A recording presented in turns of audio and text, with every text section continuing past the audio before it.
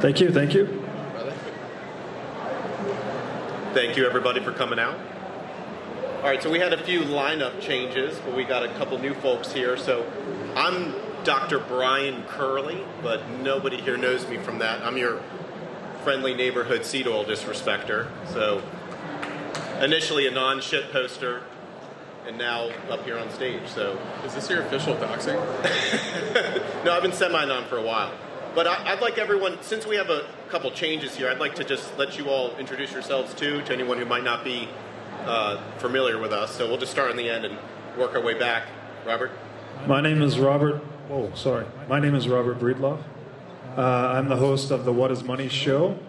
We recently renamed it the WEM podcast to try to be a little more general. Longtime Bitcoiner, writer, speaker, and a newly seed oil disrespecter, thanks to some of you guys. Perfect. I'm Harry Gray, co-host of the Meat Mafia podcast with Brett. Harry Gray, co-host of the Meat Mafia podcast with Brett here. Also co-founders of Noble Origins, which is a supplement company that has beef protein isolate, a little bit of organs in it, colostrum. It's our first product, so love that. And then, this is my second Bitcoin conference. I went to 2021 as well. Awesome. Yeah, just to mirror Harry, I co-host the Meat Mafia podcast with Harry, and I'm also the co-founder of Noble Origins. And so our show, the Meat Mafia podcast, is basically dissecting what's gone wrong in the food system the last 100 to really the last 50 years, because we've taken some massive steps in the wrong direction, but we really address what things we can all do as people to really, incorporate positive changes and momentum and make the right lifestyle and dietary decisions just to become the healthiest, happiest, and best version of ourselves. So excited to be here. So we were invited here today. They gave us no specific agenda. They called it Mind, Body, Bitcoin. I said, that's perfect. Let's just leave it there. Because some of the fitness, nutrition, and health topics that we discuss regularly are trending in this community, and that's excellent. I just wanted to start somewhere and let this set the stage. So I've got a tweet here from an internet anon. Do we have any anons here in the house tonight? Yeah. Good, excellent. So this says, and this is May of 2011. And this guy says, I don't even care about profit in hashtag Bitcoin. I just want to see the government and banks piss themselves. So that guy knew something. Yeah, that guy knew something in 2011 that I'm still, quite frankly, in the process of being radicalized. Okay? I just got out of residency 2 years ago. I was borrowing money until 2022. I'm just now at the point where I can start investing. But what I have known is a lot of topics that are very important for your health. One of the things that I've been memeing is seed oils, for instance, because they're the devil and you shouldn't be eating them at all. But I'm not going to spend 30 minutes just talking about seed oils. I could. But what I'd like to start with is this poster right here and what he knew in 2011. He was radicalized about Bitcoin, about economics, about money. We, because of our habits, we've been radicalized about nutrition, about fitness, about medicine. So I want to know, two-part question. We'll start over on the opposite side. What was your radicalization moment, number one, for your fitness and health, and number two, for what is money? Yeah, so if I go back in time, I was actually a fitness junkie to some extent before Bitcoin. I grew up doing competitive Olympic weightlifting, wrestling, football, and later in college I did some boxing. So I don't know why. I was a chubby kid, actually, and I remember going to pool parties and not liking to take off my shirt, feeling embarrassed. I think that scarred me emotionally and made me very into fitness for the rest of my life. So I was already down the fitness rabbit hole from a young age. I'm not sure if that was a radicalization or not, but I did discover, I read The Creature from Jekyll Island in 2005. That radicalized me against the central bank. When I later read The Bitcoin Standard in 2018, that radicalized me on Bitcoin as the solution to central banking. And then I would say going into the Bitcoin rabbit hole has further radicalized me on my fitness/health/nutrition journey. discovering things like seed oils, which I didn't know about. I was of this mentality that as long as you ate a lot of protein, you could basically eat whatever you want, kind of that old school bodybuilder mentality. Also radicalized. If it fits your macros and exactly, get your protein macro profile straight and you're good. But I learned about seed oils. A guy that was supposed to be here, Paul Saladino, I've got to give a lot of credit to him because he taught me about. I was having gut issues at the time. He taught me that coffee was a problem. Got me to quit coffee, which was very difficult. He taught me about seed oils, which are obviously very, very hazardous. And just as I know seed oils are still kind of in that gray area where people aren't sure if they're bad for you or not. The mainstream says they're fine, but a lot of us anecdotally say they're not. My own experience was I was living in Hawaii at the time. I could only tolerate the sunlight for about 30 minutes, midday sun, when I had seed oils in my diet. I cut them completely out. 6 months later, I'm surfing in the Hawaiian sun for 4 hours at a time and just getting bronzed and never burnt. And so, take it for what it's worth, but radicalized by the creature from Jekyll Island, by Safety and a Moose and the Bitcoin Standard, and then further radicalized on my nutrition journey through the Bitcoin rabbit hole by guys like Paul Saladino. Love to hear it. Yeah, I would say it's similar to Robert. It was kind of a process. So for me, I grew up an athlete and then, was always just interested in health, really interested in nutrition, wanted to reach high levels with performance. But then I think everything kind of started to get radicalized during COVID when decisions were forced on us, what you can and can't do with your body. And I think at that point I was just like, I really need to reevaluate my health. And then I was also going down the Bitcoin rabbit hole at the same time. So I just remember during COVID being the guy who was like, oh, they're trying to keep us inside. I'm going to go out for long walks, trying to get as much sunlight as possible. And at the same time, I was listening to Dean's book, The Bitcoin Standard, on 1.5 speed. And I was getting as healthy as I had ever been and also just taking the orange pill at the same time. So that was my experience with both those. Yeah, I would say my radicalization year versus a moment was probably in 2019, which was the year that I had heard of and experimented with the carnivore diet for the first time. And the reason why I experimented with the carnivore diet was really out of desperation. So going into my senior year of college, I played college baseball with Harry up in Boston and thought that I was healthy because, on paper you're burning a lot of calories, and I just thought it was calories in, calories out. My inputs don't really matter. I'm an athlete, therefore I'm healthy. But was chronically stressed out, binge drinking on the weekends, eating a ton of processed foods, and found myself getting diagnosed with an autoimmune disease called ulcerative colitis in 2016, entering my senior year of college. And so for anyone that doesn't know what UC is or Crohn's, it's basically severe inflammation in your large intestine. And, severe inflammation is really the root cause of all disease in the American body. And so at its worst, I was literally going to the bathroom 20 plus times a day, ton of blood in the stool, immediately got put on oral steroids, biologic drugs, and was just told that, hey, autoimmune diseases are incurable, so you're going to have to be on these drugs for the rest of your life. And, luckily in 2019, Dr. Sean Baker, who was supposed to be on this panel, he wasn't on the panel, amazing guy, surgeon, incredible athlete, and he's really the guy that's pioneered the carnivore diet. So when I was listening to him go on Joe Rogan's podcast, he was saying that not only is red meat wrongly demonized, it's actually the healthiest food that you can put into your body. It's extremely bioavailable, so your body can use a lot of those nutrients. It's incredibly nutrient dense, and going on a removal diet of just animal products and cutting out processed foods and sugar is really what you need from an autoimmune perspective. So I experimented with that diet I went all in on that diet for 2 years, had some of the best success of my life on that diet, and got so healthy and got that inflammation out of my system to the point where I was able to get off those drugs.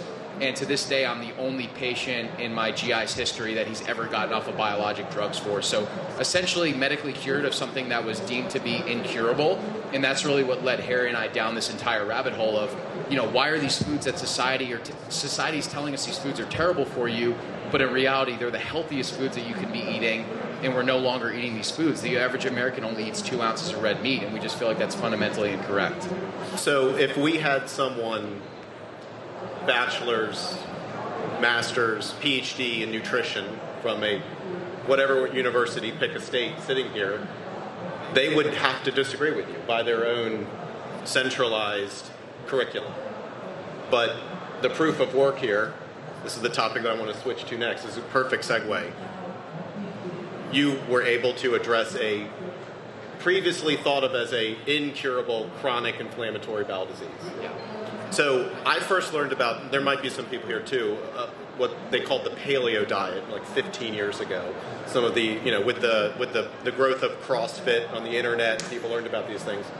It was not a surprise to me at all in 2008 or 2009 to hear those stories. But what I have watched is the relative popularity of these topics.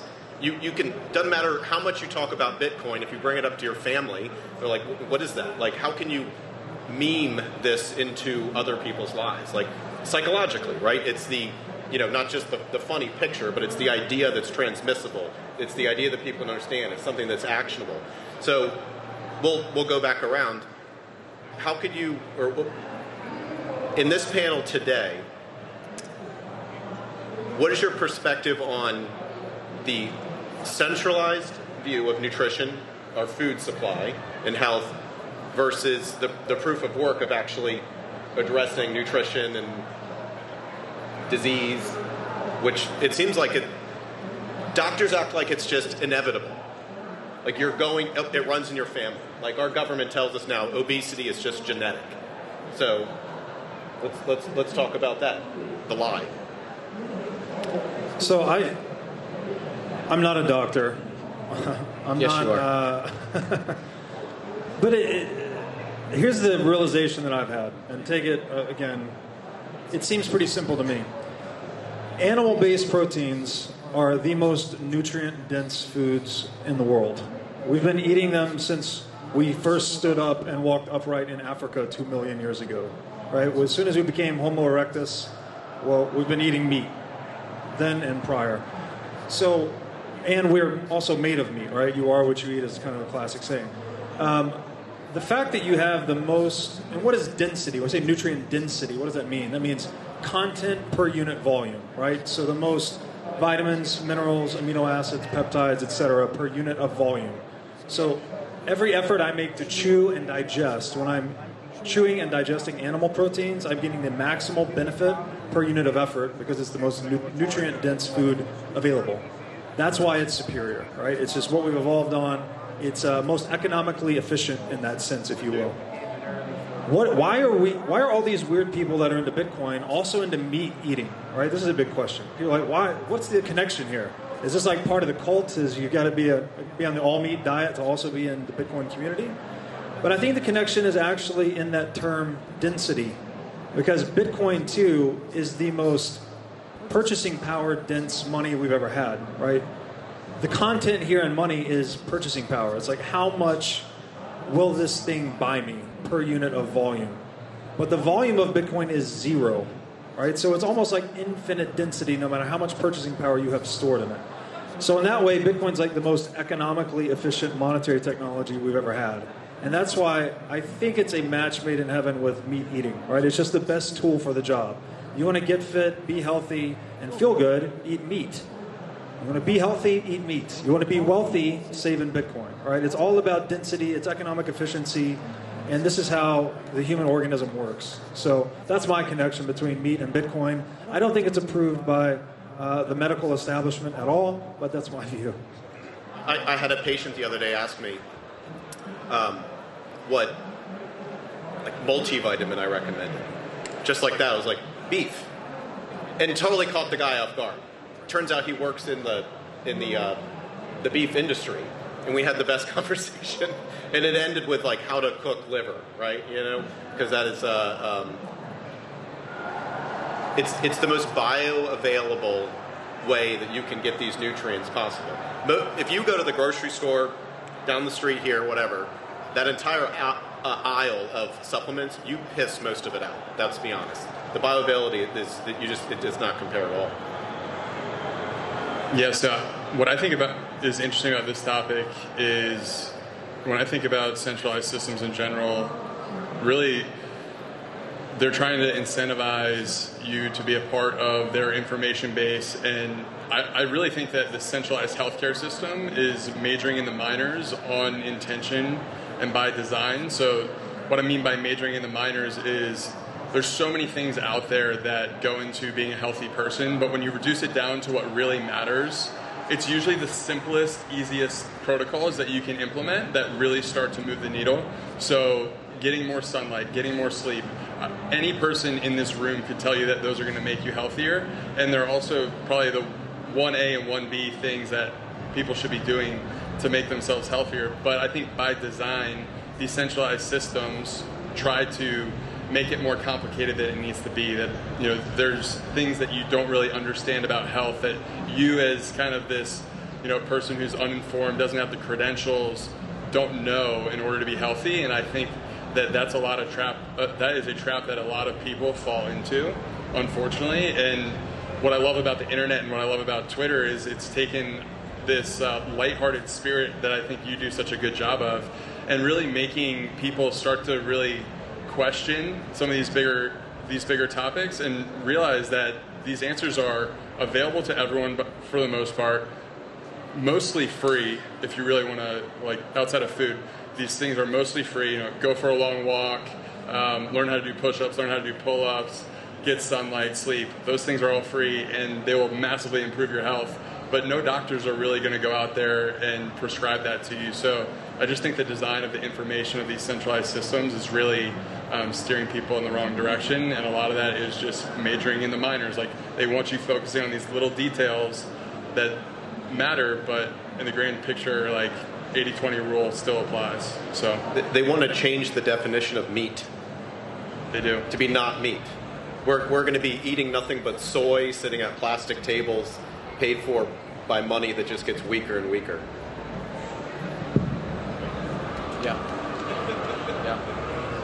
And that's something that the four of us, and I would imagine everyone here, fundamentally disagree with. I mean, four of us and probably multiple people in this audience have had life-changing benefits by re-altering the foods that we thought was healthy. And it's funny because the topics that we're talking about, the four of us would get labeled into this bucket of either being conspiracy theorists, or they would call it alternative health. And what I call it is truly a results-driven approach. You know, when I look at, like, the macro level US statistics around obesity, 7 out of 10 Americans, 70% of Americans are overweight or obese. So by that definition, following the conventional Western medicine model is failing Americans. I was on drugs that were costing $400,000 a year, you know, avoiding saturated fat, following a standard American diet, doing everything they were telling me to do, yet it wasn't working for me. So I therefore had to seek out an alternative, results-driven health approach to ultimately heal myself. And I think part of the issue is there's this strange mindset with our doctor where I fundamentally believe that you should be viewing your doctor as a consultant, where the way that we're taught is that they are the CEO of your health. So whatever they tell you, what prescription they give you, you blanket follow it, where you should be taking all those inputs in, doing your own research, and then ultimately determining what combinations of dietary lifestyle measures work for me, what medications do I actually want to be taking for me. The best thing for my journey overcoming ulcerative colitis was podcasts. It was going on Reddit. It was doing my own research on the internet. And I started to come across all of these other people that had IBD, Crohn's, colitis, etc., that were practicing a carnivore diet.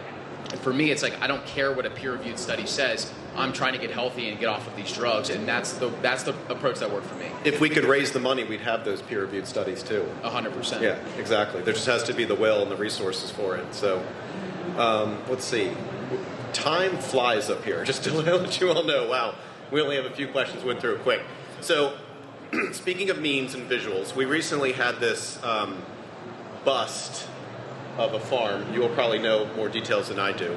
But it was the image of these two, respectfully, overweight and very unhealthy looking folks from the FDA watching a couple guys throw out all of the raw milk.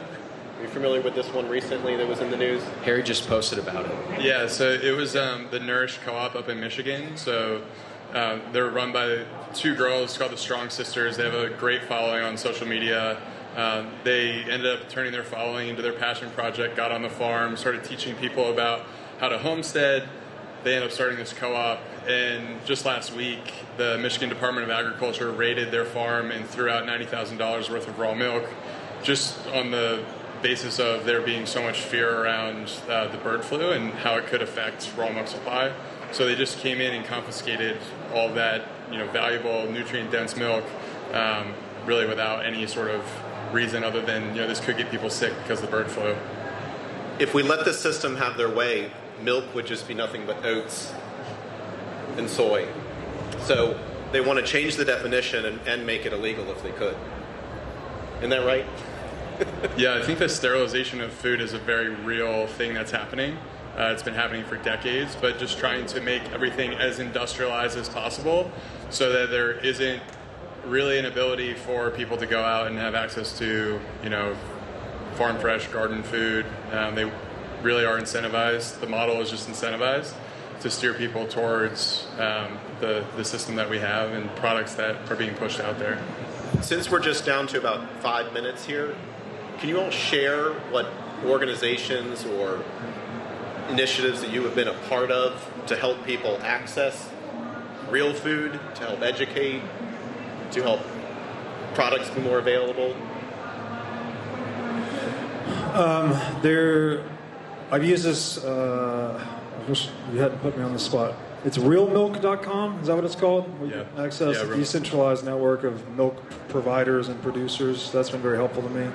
But honestly, the main theme I would try to hammer home is responsibility. Like you were saying, you had to take responsibility for your health, right? There was no one out there that's going to fucking save you. No one cares ultimately. You have to take responsibility for yourself. You have to take your health into your own hands, and you have to run these experiments to figure out what works for you. Like I could sit here and tell you meat worked for me, but that doesn't mean we share the same evolutionary biology and it's going to work for the same for you. So you can't just defer all the trust to the doctor, right? You need to go out and verify for yourself through your own efforts, your own experimentation. And maybe that's another common theme between Bitcoin and beef is just taking responsibility into your own hands, right? About your financial sovereignty, your health sovereignty, etc. And, we're also just to mention this, we're organizing a group of guys to go to Mexico to talk about a lot of stuff like this. I think it's important to get men together to rediscover the natural, responsible, strong, self-sovereign nature that we've had. That's how, men have built this civilization up until this point, and it wasn't based on trusting faceless institutions with our health or our finances or whatever it may be. We built it with ourselves, our hands, our own efforts, and our own mentality. So I would just encourage people to really take responsibility for these things rather than trying to abdicate it. So that's perfect, because there's one point I did want to make today, which is everyone here has heard the term primary care. Like you have your primary care provider. If you look into the definitions of primary, secondary, tertiary, primary is prevention. Your primary care doctor, and I will say this as a doctor that is family medicine trained, is not doing primary care. They're at most doing secondary care most of the time. They're trying to help your diseases not progress worse. Primary care is up to you. It's to be educated about your health, what you eat, your activity, your spirituality, the amount of sunlight that you get, the sleep that you get at night. That's your primary care. And so you need to look into yourself. Yeah, I think great resources out there are, I would say first and foremost, Weston A. Price Foundation. They do an amazing job just putting really high quality information around food sourcing, food quality, really how to dial in your nutrition. And then Mark's Daily Apple. Mark Sisson's blog is amazing. Shout out to Mark Sisson. And then eatwild.com, if you're looking to find farm fresh food, is an amazing almost search engine where you can just plug in your zip code and you'll be able to find great farmers in your area that you can buy food from directly. So eatwild.com is also great. Yeah, I would echo Harry and Robert's feedback as well. I think that, if the matrix goes, if the priority of things goes air, water, food, connecting with the person that actually has their hands in the soil and is growing your food is literally a sacred transaction. And if all you did was build a relationship with a local farmer or rancher and eat the products that they're selling you, which are single ingredient real foods, and then do your own research like we're talking about to figure out what combinations of those foods work best for you, you're going to be in an amazing spot. And we're not trying to be dogmatic of saying everyone has to do a carnivore diet, everyone has to do a paleo diet. There's different approaches that work for different people, but if everyone in this audience just literally went to eatwild.com or beefinitiative.com and entered in your zip code and found a local farmer that's doing the hard work of getting their hands in the soil and growing that nutrient-dense product, and you're paying your hard-earned dollars or Bitcoin to support them, your health is going to be in an unbelievable place. And so we could talk up here for 8 hours and give you all the reasons why the health system currently is in the situation that it's in, but it's a very simple solution. Connect with local farmers, eat single ingredient real foods, cook your meals, and just live an amazing, abundant life. It's that simple. And we're still so early on this, just to let you know. It's inning 1. Yeah, it's so early. It's going to get better. You're gonna have tallow French fries, within 10 miles of where you live. Hopefully, within the next 5 years. Are we doing any questions? I know we're down to the wire here. I don't know. We Said they were going to call someone out. Yo. You said you went on the carnivore diet. Are you still on the carnivore diet? Yeah. So your question was, you were asking me if I'm still on the carnivore diet. So I think there are a lot of people that have been on the carnivore diet for long-term years, etc. And I do think that I could stay on a carnivore diet for an extended period of time, but I use it more so as a tool. So yeah. So what I'm trying to do is I follow the carnivore diet because I was trying to get the inflammation out of my body and build a really permeable gut. And now I'm at a point where, I'll eat some fruits, I'll eat some vegetables, I'll have some raw milk, some raw cream, a cheat meal every once in a while. And then if I ever feel like I need to clean things up, then I'll do, a week carnivore, 2 weeks carnivore, a month carnivore. So I use it more so as a tool for me now. But now I'm in a spot where I can incorporate a bunch of different, nutrient-dense, diverse foods. And, I enjoy pretty much every plate of food that I have, and I don't feel like I'm compromising at all. And as a physician in general, I would recommend carnivore for somebody as the most focused way to address your diseases. And a lot of people can tolerate carbohydrates well. I think that's a boogeyman a lot of times. I don't think there's anything wrong with carbohydrates unless you are very insulin resistant to begin with. But using it, it's better than Ozempic. Yeah. For what it's worth, my experience was very similar, actually. That carnivore was a very important tool when I was having acute inflammation problems for getting the inflammation down and healing. And then once I got healed, I was able to tolerate more foods again. So you kind of get this baseline for an elimination diet that you can then start adding things back and see what works for you. And it's bio-individual, as Paul would say. There's certain fruits and vegetables that will work for you that won't work for me, and vice versa. So you have to run that experimentation and figure it out for yourself. But also, like you, if I do get inflamed, I'll go back to carnivore for a week, a month, whatever it may be, just to get that inflammation down again.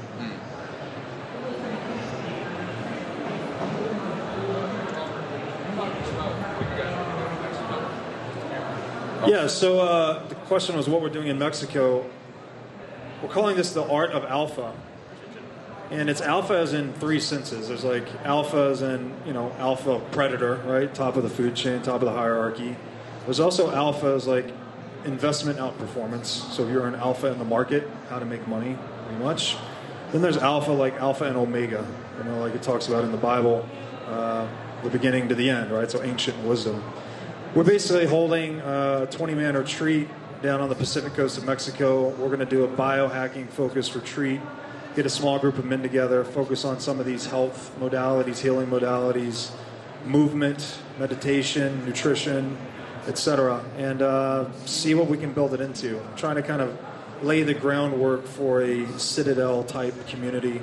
Also, the farm at Okefenokee, you guys have probably seen me talking with them. They've got 1,000 acres in South Georgia that's doing the physical component of that, so they're actually building cabins. They have food, energy, water independence. So for me, it's like trying to move towards that sovereign individual vision of the future. I'm trying to actually embody that, live that, participate in those projects. So both of those are part of that. Thank you for asking. Excellent. Any other questions? Say it again. How do you get more info for the events in Mexico? Breedloveevents.com.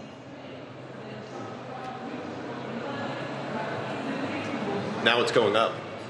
I don't know how much time we have left. They just added an extra minute. I don't know if anyone has any other questions. Well, now it's going up. Yeah. Yes, ma'am.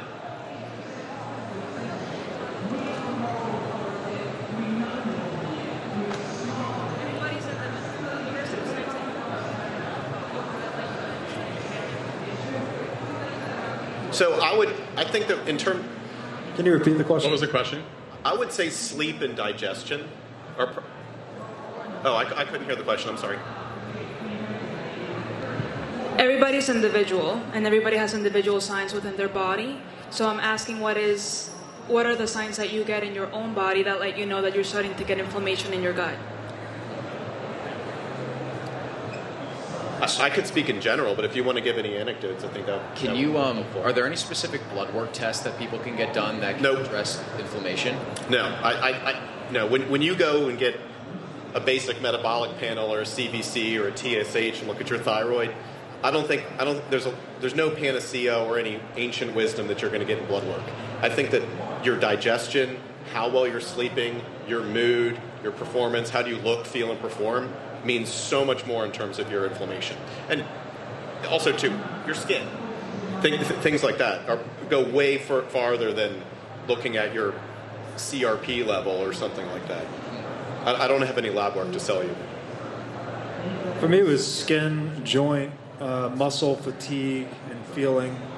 And I actually could feel like a physical, when I would eat foods that did not agree with me, I would have like a physical mass I could physically feel with my hand.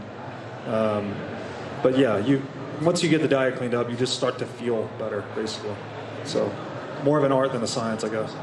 I don't know if this is too extreme or not, but I thought this might be helpful. For me, obviously I had a more severe case. When I was eating foods that weren't agreeing with me, I could almost feel like a burning sensation in my stomach.